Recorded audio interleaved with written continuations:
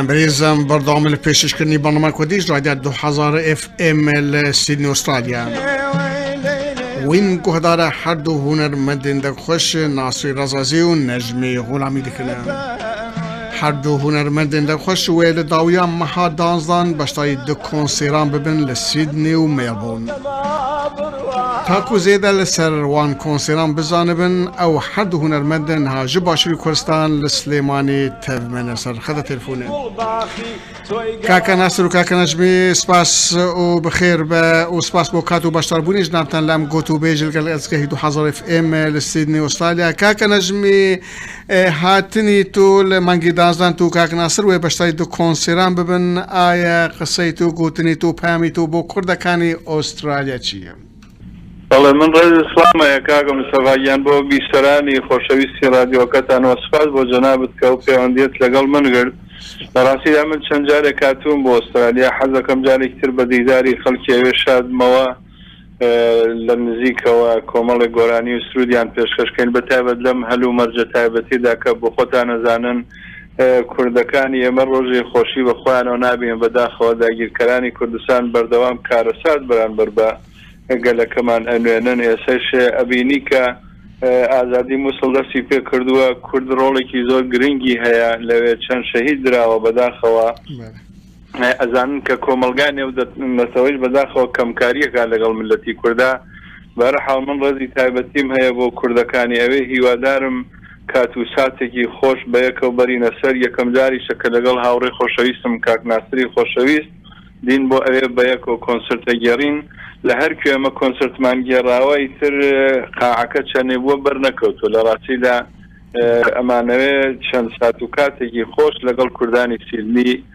بەرینە سەر بە هاوکاریەوەی خۆشەویستی کاکەم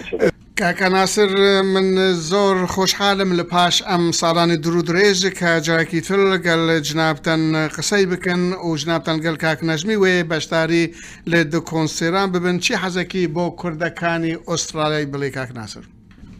کاک مستەفاگیان زۆر سپاس بۆ جەنابەت کە دوای لەوانەیە بڵێم 20 ساڵ کە ئێمە دیسان توانیمان لەگەڵ یەکتر قسە بکەینەوە من زۆر خۆشحاڵم وەکو خۆ دەزانی کە پێشتر هاتوومەتە ئوسترالیا ئەو جارەش دیارە لەسەر داوای کاک حامید و زۆر دۆست و برادەری دیکە هەرچەند بەڕاستی من پێم خۆش نەبوو چونکە ڕێگاکە یەکجار دوورە ئینسان ماندوو دەبێ ئیستای شێمێتە بەرەو پیرێ ڕۆینۆسی ساران نییە بەڵام زۆر خۆشحاڵم زۆر خۆشحاڵم کە جارێکی ترە توانین لە نزیکەوە و کوردانەی ئوسترالیا ببینین دیارە هەرچەند بارودۆخەکە بارودۆخێکی ناخۆشە بارودۆخی کوردستان بەگشتی باش نییە داگیرکەرانی کوردستان لە هەموو لایەکەوە بەڕاستی چاویان بڕیوەتە کوردستان و کێشەمان بۆ دروستەکەن بەڵام دیسانیش خەڵکی کورتوانیەتی پێشمەرگە و شەڕوان و هەموو لە کوردستان بتوانن دیفاع لە کەرامەت و خاکی کوردستان بکەن هەرچەند کە دیسان کێشە و گرفتمان زۆرە بەڵام دیسانیش وەکو خۆتان وزانن ژیان هەر بەردەوام و ئینسان هەرە بێ ناعومێد نەبێ ئێمە زۆر خۆشحاڵین لەگەڵ کاک نەجمە و مامۆستا عارف ئیبراهیم پور و کاک وزگار خۆشنا و کاک مزگین ئینشەڵا بە خزمەتتان دەگەین هیوادارم کە پرۆگرامێکی خۆش و کاتێکی خۆش لەوێ بەسەربەرینە بتوانین ئەوەی لەدەستمان دێ بۆ خزمەت بە نەتەوەی کورد بیکەین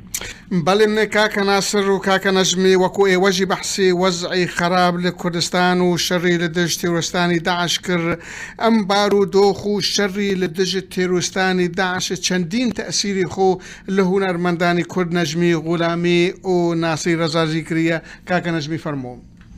لە ڕاستیدا کاکە مستەفاگیان ئێمە هەرچی ئەو داگیرکەرانە خاکەکەمان داگیرکەن هەرچی ملەتەکەمان بکوژن ئێمە سوورترە بین لەسەر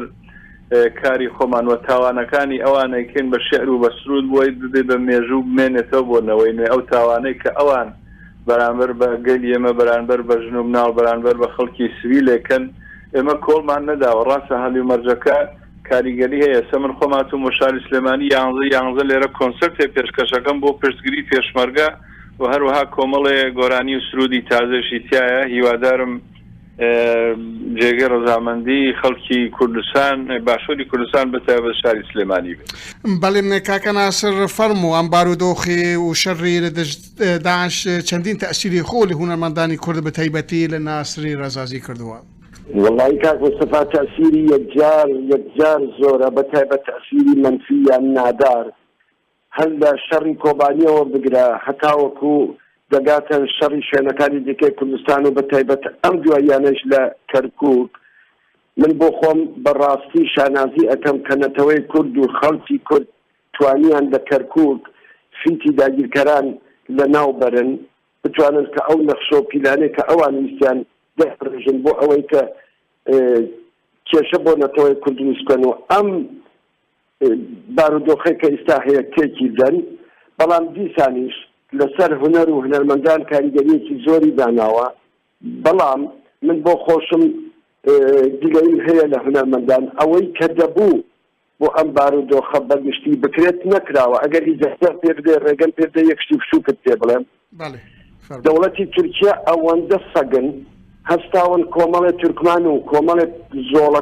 زۆڵە کوردی نەزانی تورکی فێرکراویان بگوێتە ئستانبول لەوێ دایان ناون خەریکن هاوار دەکەن ئەڵێن کەرکووک خاکی تورکمانە و نازانم هەولێر خاکی تورکیەیە و نازانم تەلافەر خاکی تورکیەیە بەڵام بەداخەوە لێرە لەم باشووری کوردستانە نەیانتوانی کە کۆمەڵێک گۆرانی بێژی کورد لە هەموو زاراوەکان هەڵگرن و بیبەنە کەرکووک ئالەو کاتەدا لانی کەم هەر هیچ نەبێ بۆ ئەوەی کە ئێمە نیشانی بدەین کە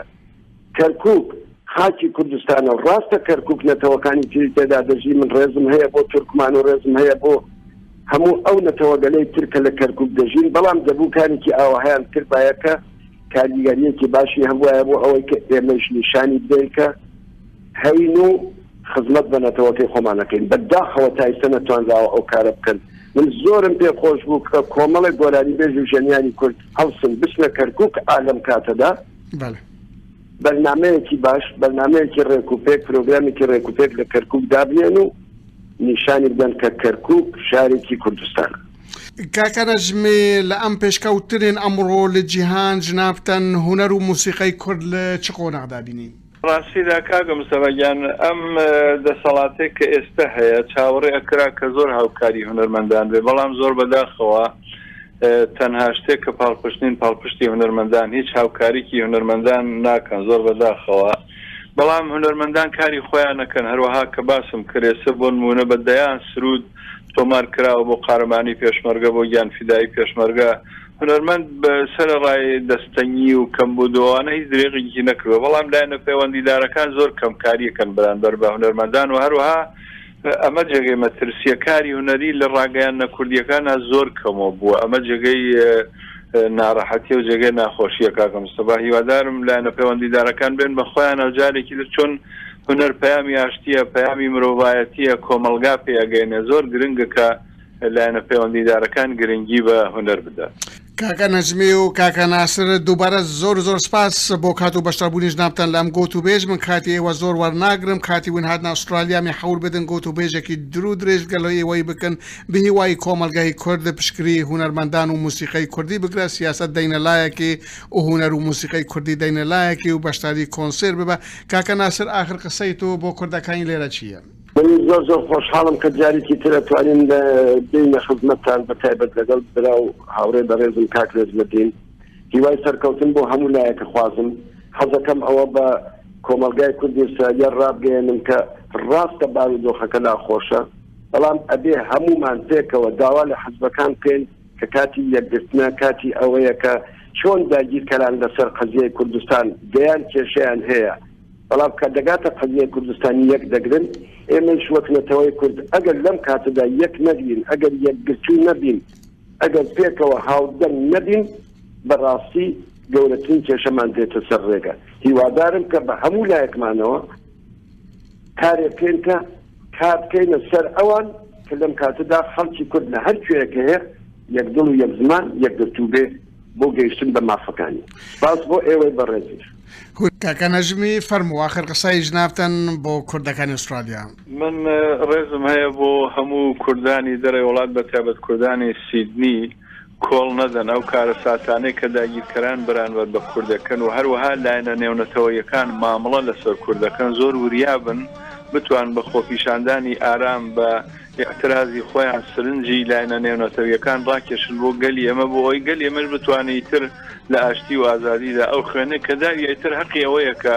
نانەکەی بخوات و بتوانی بە ئازادی و بە سەربەستی بژی کاکە مستەفای. زۆر سپاس کاکە نەژمی، انشاءالله بە هیوای لە کاتێکی خۆش و سەرکەوتن بی لە کۆنسەری خۆی سلێمانی و ئێمە هیوادان لە کاتێکی نێزێک جنابتان وەرگال کاک ناسر لە سیدنی ئەبینن. سلااو.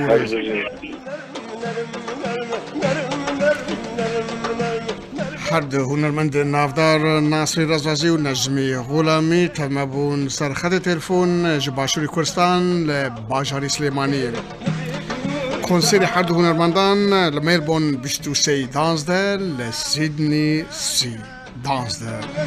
لە بەرنامەیە لە پێش ئەمە ئاگاهین زیادە ناویشتان و دەم و شون و لە کورتیکتا وەرگرن. نهاجی بەشەکستانی هونەرمەندان نەژمی غوڵامی و ناسری ڕەزازی.